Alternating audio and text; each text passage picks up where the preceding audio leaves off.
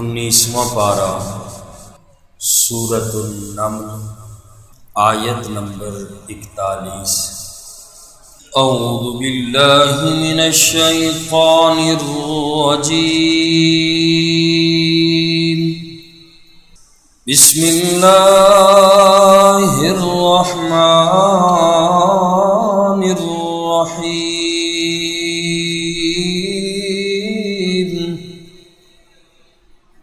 قال نکروا لها عرشها، حضرت سلیمان علیہ السلام نے فرمایا بدل دو اس کے تخت کو۔ ننظر، ہم دیکھتے ہیں، اتہدی ام تکون من الذین لا یہتدون، کیا وہ اپنے تخت کو پہچانتی ہے یا ان لوگوں میں سے ہے جو حقیقت نہیں سمجھتے۔ حضرت سلیمان علیہ السلام اور ملکہ بلقیس کا واقعہ بیان ہو رہا تھا۔ حضرت سلیمان علیہ السلام نے فرمایا ملکہ بلقیس کا تخت میرے پاس کون لائے گا؟ قال عفریت من الجن، جنوں میں سے ایک طاقتور دیو تھا، اس نے کہا میں لے کے آؤں گا، آپ کی مجلس برخاست نہیں ہوگی کہ میں ملکہ بلقیس کا تخت لے آؤں گا۔ اور وہیں پہ الذی عنده علم من الکتاب، وہ آدمی بھی بیٹھا ہوا تھا جس کو اللہ نے کتاب کا علم دیا تھا۔ اس نے کہا میں پلک جھپکنے تک اللہ کے حکم سے لا سکتا ہوں۔ اور اتنے میں وہ تخت حضرت سلیمان علیہ السلام کے پاس پہنچایا۔ حضرت سلیمان علیہ السلام نے حکم دیا کہ اس تخت میں تبدیلی کر دو، ہیرے جواہرات کچھ جگہوں سے نکال دو، دوسری جگہوں پر لگا دو، تاکہ اس کی عقل کا میں امتحان لے سکوں کہ آیا وہ سمجھدار ہے یا اس کی عقل کس درجے کی ہے۔ اور تخت کو یوں بدل دیا گیا۔ اور جس وقت ملکہ بلقیس قوم سبا سے نکل آئی، حضرت سلیمان علیہ السلام کے دربار میں پہنچی تو بڑا خوب استقبال ہوا۔ اور پھر حضرت سلیمان علیہ السلام نے اس سے پوچھا کیا یہ تیرا تخت ہے؟ اہاکذا عرشک، کیا تیرا تخت ایسا ہی ہے؟ کہنے لگی کأنہ ہوا، گویا کہ یہ تو ہو بہو ایسا ہی لگ رہا ہے جیسا کہ میرا تخت ہے۔ ملکہ بلقیس سمجھ گئی کہ یہ تخت میرا ہی ہے کہ جس کے اندر کچھ تبدیلی کی گئی۔ اور جس وقت یہ تخت پہنچ گیا وَأُوتِينَا الْعِلْمَ مِنْ قَبْلِهَا، کہنے لگی کہ اب میرے لیے کوئی بڑی حیرت کی بات نہیں ہے کہ یہ تخت اتنا بڑا کیسے پہنچا، اور میرے آنے سے پہلے پہنچ گیا تخت۔ کہنے لگی مجھے اس میں حیرت کرنے کی ضرورت نہیں ہے، کیوں؟ وجہ یہ ہے کہ مجھے آپ کے کمالات کا علم وفد کے ذریعے ہو گیا تھا، جو میں نے قاصد بھیجے تھے، انہوں نے آپ کے کمالات کو بیان کیا تو میں سمجھ گئی، اور میں اسی وقت مسلمان ہو گئی تھی۔ سوال یہ ہوتا ہے اس نے قوم کے اندر اسلام کا اظہار کیوں نہیں کیا؟ آ کر حضرت سلیمان علیہ السلام کے سامنے اس نے اپنے اسلام کا اظہار کیا، قوم والوں کے ہاں اس نے اسلام کا اظہار نہیں کیا۔ مسلمان ہو چکی تھی لیکن اظہار نہیں کیا، اور اظہار حضرت سلیمان علیہ السلام کے پاس آ کر اس نے اسلام قبول کیا۔ اس کی وجہ مفسرین نے یہ بیان فرمائی اگلی آیت میں آ رہا ہے وَصَدَّهَا مَا كَانَتْ تَعْبُدُ مِن دُونِ اللَّهِ، کہ اس قوم کے کفریہ اور شرکیہ رسم و رواج نے ملکہ کو ایمان کے اظہار سے روکا۔ اکثر لوگ اپنی جاہلانہ رسم و رواج میں پھنس کر ہدایت سے معروم ہو جاتے ہیں۔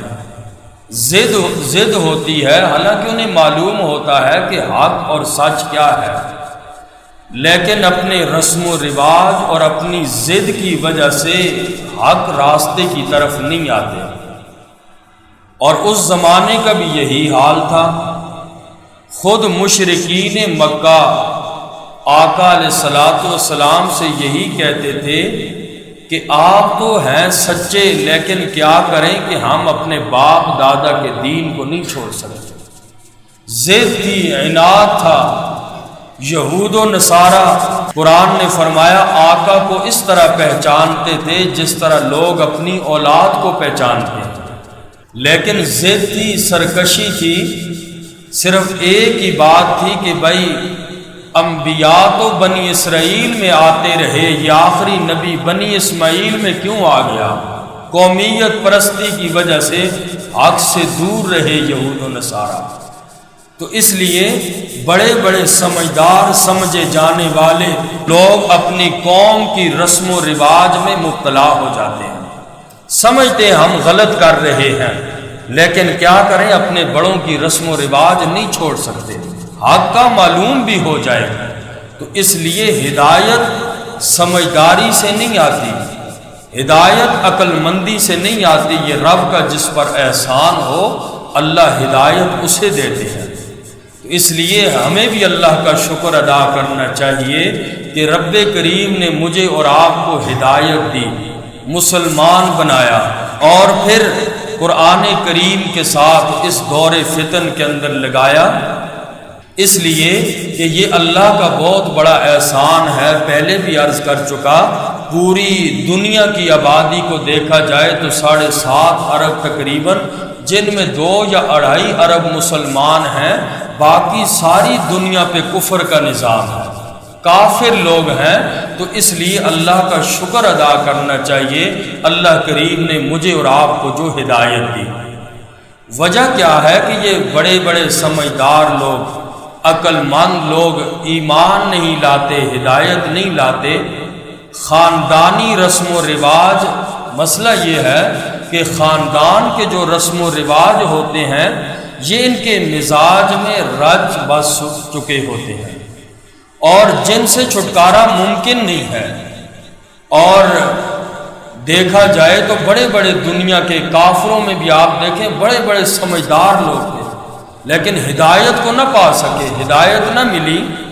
اور ہندوؤں میں گاندھی تھا، کتنا سمجھدار، نہرو تھا، بین الاقوامی آدمی تھا، ظفر اللہ قادیانی گزرا ہے، بڑے قابل لوگ گزرے ہیں دنیا کے اعتبار سے، مگر باپ دادا کے مذہب کو نہ چھوڑا، سمجھتے تھے۔ گاندھی کا بہت زیادہ مطالعہ تھا اسلام کے بارے میں بھی، اور وہ اکثر مثال یہی دیتا کہ میرے پاس کوئی دنیا میں مثال ایسی نہیں ہے کہ میں نظام دوں، اگر نظام لانا ہے تو حضرت سیدنا ابو بکر صدیق اور حضرت عمر فاروق رضی اللہ تعالی عنہ جیسا لے کے آؤ کامیابی تک۔ تو بہرحال یہ سمجھداری اور اسی طریقے سے ہدایت ان چیزوں سے نہیں ملتی۔ اور حالانکہ ملکہ بلقیس بھی کتنی سمجھدار تھی، لیکن کتنا عرصہ سورج کی پوجا کرتی رہی، ہدایت نہیں تھی۔ تو ان آیات پاک کے اندر حضرت سلیمان علیہ السلام اور ملکہ بلقیس کے مابین جو مکالمہ ہوا پھر اس کا بیان ہے۔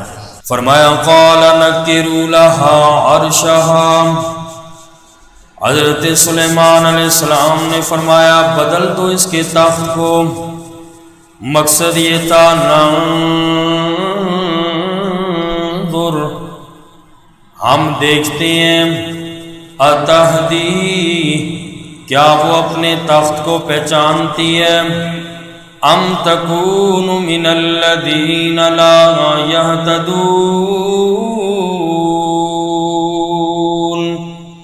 یا ان لوگوں لوگوں میں سے ہیں جو حقیقت نہیں سمجھتے۔ فلما جاءت، پس جب وہ آئی ملکہ بلقیس، قیل اہکذا عرشک، کہا گیا اسے کیا تیرا تخت ایسا ہی ہے؟ قالت، وہ کہنے لگی کأنہ، گویا کہ یہ وہی ہے، وَأُوتِينَا الْعِلْمَ مِنْ قَبْلِهَا، اور ہمیں دیا گیا علم اس سے پہلے، یعنی اے سلیمان علیہ السلام، میرے لیے کوئی بڑی حیرت کی بات نہیں کہ آپ اتنا بڑا عرش کیسے لے آئے، میں آپ کے کمالات کو پہچان چکی ہوں۔ وَكُنَّا مُسْلِمِينَ، اور کہنے لگی ہم اسلام لا چکے ہیں۔ وَصَدَّهَا، اس کو روکا ایمان لانے سے، مَا كَانَتْ تَعْبُدُ مِن دُونِ اللَّهِ، ان چیزوں نے جس کی وہ عبادت کرتی تھی اللہ کے علاوہ، إِنَّهَا كَانَتْ مِن قَوْمٍ كَافِرِينَ، بے شک وہ ایک کافر قوم میں سے تھی۔ قیل، کہا گیا اسے، لَادْخُلِي، اسے کہا گیا کہ داخل ہو جا، الصرح، محل میں داخل ہو جا۔ حضرت سلیمان علیہ السلام نے ملکہ سے پہلا امتحان لیا، کامیاب ہو گئی، اپنے تخت کو پہچان لیا، اور پھر حضرت سلیمان علیہ السلام کے سامنے اسلام قبول کیا۔ اب دوسرا امتحان اللہ کے نبی حضرت سلیمان علیہ السلام اسے لے رہے ہیں۔ اسے کہا کہ محل کے اندر داخل ہو جا، اور محل کا فرش ایسا معلوم ہو رہا تھا کہ جیسے یہ پانی کا تالاب ہے۔ داخل ہوتے ہوئے ملکہ بلقیس نے اپنے کپڑوں کو سمیٹنا شروع کر دیا، جیسے بندہ پانی میں داخل ہوتا ہے اپنے کپڑوں کو سمیٹتا ہے، ملکہ بلقیس نے بھی اپنے کپڑوں کو سمیٹنا شروع کر دیا، پنڈلیوں سے کپڑا اپنا اوپر کر دیا۔ اس امتحان کے اندر ناکام ہو گئی۔ حضرت سلیمان علیہ السلام نے فرمایا یہ پانی نہیں ہے بلکہ شیشے کا فرش ہے۔ فرمایا قیل لها ادخل الصرح، اس کو کہا گیا کہ محل میں داخل ہو جا۔ فلما رأته، پس جب اس نے محل کو دیکھا، حسبته لجا، خیال کیا اس کو گہرا پانی، وکشفت عن ساقیہا، اور اپنی پنڈلیوں سے کپڑا اوپر اٹھا لیا۔ قال، حضرت سلیمان علیہ السلام نے فرمایا انہ صرح ممرد من قواریر،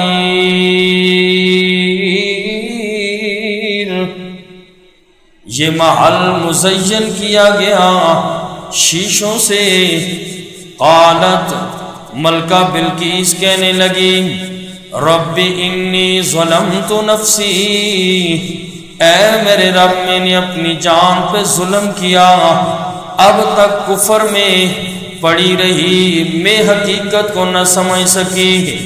وَأَسْلَمْتُ مَعَ سُلَيْمَانَ، اور میں اسلام لائی حضرت سلیمان علیہ السلام کے ساتھ، للہ، اس اللہ کی ذات پر، رب العالمین،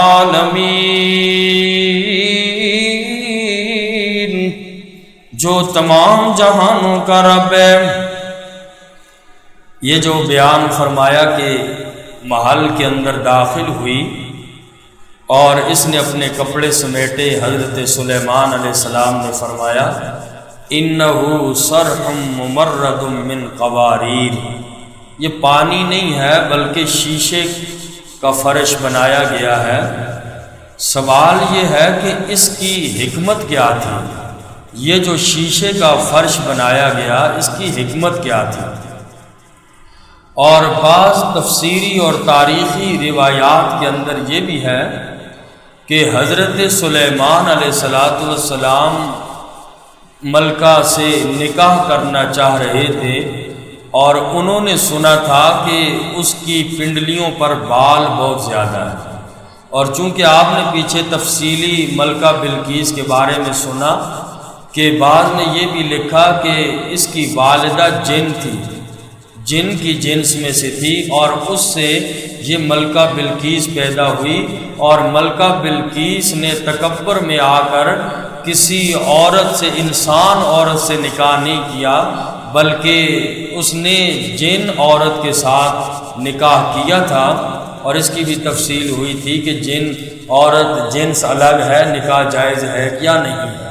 تو بہرحال مفسرین نے بعض تاریخی روایات میں یہ لکھا کہ سنا تھا کہ اس کی پنڈلیوں پر بال ہیں، اور چونکہ یہ جن عورت کی بچی ہے تو لوگ کہتے تھے کہ پنڈلی پر بال ہو تو وہ خطرناک ہوتی ہے۔